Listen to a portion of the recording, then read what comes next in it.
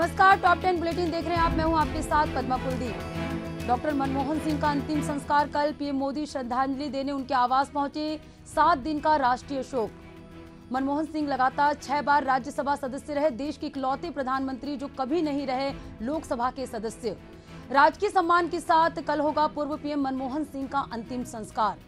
पूर्व पीएम मनमोहन सिंह के निधन की वजह से सीएम नीतीश ने स्थगित की प्रगति यात्रा। पूर्व पीएम मनमोहन सिंह के निधन पर छत्तीसगढ़ में 7 दिन का राजकीय शोक जारी किया गया आदेश। छत्तीसगढ़ के सीएम विष्णुदेव साय ने साल 2025 को अटल निर्माण वर्ष के रूप में मनाने का किया ऐलान। लखनऊ में छात्र को साइबर ठगों ने 4 दिन तक किया डिजिटल अरेस्ट, उड़ाए 2 लाख रुपए। जयपुर में बच्चों से भरी स्कूल बस हुई हादसे का शिकार, निर्माणाधीन पुलिया से टकराई। दिल्ली एनसीआर में बारिश लेकिन प्रदूषण से राहत नहीं, एक्यूआई आज भी बेहद खराब। और मेलबर्न टेस्ट केएल राहुल भी पवेलियन लौटे, 24 रन बनाकर कमिंस का शिकार बने।